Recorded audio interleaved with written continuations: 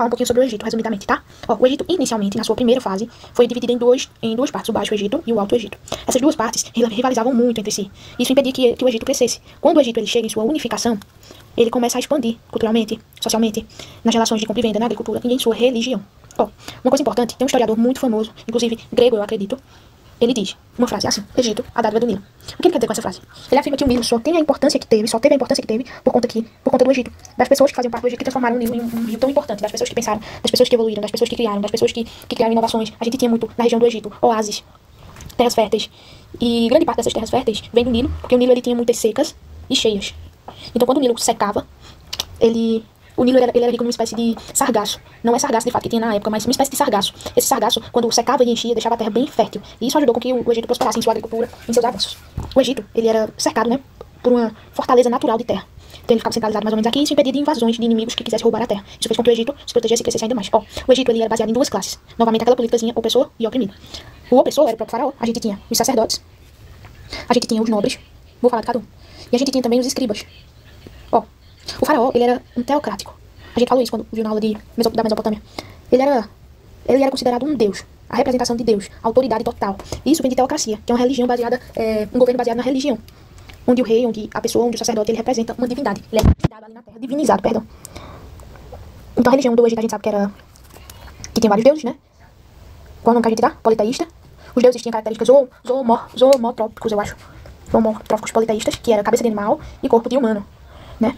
Pronto. Os sacerdotes eles eram responsáveis pelos rituais religiosos, por cuidar do templo, do embalsamento de pessoas mortas. A gente sabe que hoje dava muita trela a essa questão da vida após a morte. Os nobres eram as pessoas que tinham poder aquisitivo. Os escribas, eles eram da parte da administração.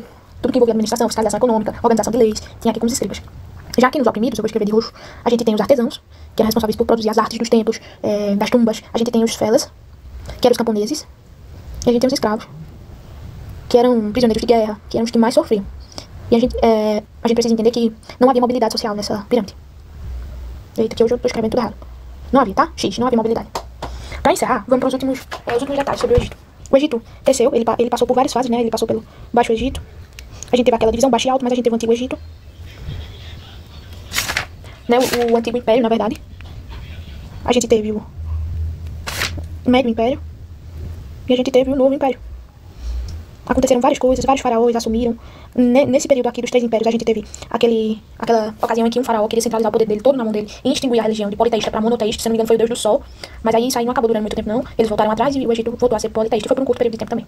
Depois desses 3 períodos, veio a decadência do Egito. Primeiro, os persas invadiram o Egito. Depois, os macedônios invadiram o Egito. E por último, o Egito foi dominado por Roma, pelos romanos. E aí o Egito tem o seu fim. Mas ficou muitos papiros.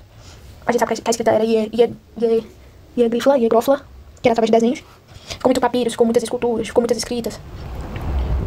E para encerrar, o Egito ele teve uma boa influência na medicina. A química foi criada no Egito, a astronomia e a matemática. E a arquitetura também, né? Vou dar um exemplo de cada. Por exemplo, na medicina, a técnica do embalsamento dos mortos, na química.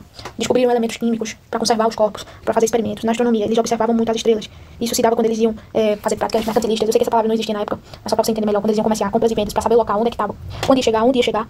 Arquitetura, a gente tem as famosas pirâmides. Tem uma que a gente sabe que o nome é Quéops, que é uma homenagem a um faraó. Uma pirâmide bem grandona, tem uma que chega a ter 150 metros de altura, cheias de corredores, cheias de esconderijos. E eram lá que eram colocados os corpos embalsados. Na matemática, a gente tem a questão dos números, das operações matemáticas, física, ciência. Então o Egito foi também um berço importante para a sociedade atual que a gente tem hoje. E é isso.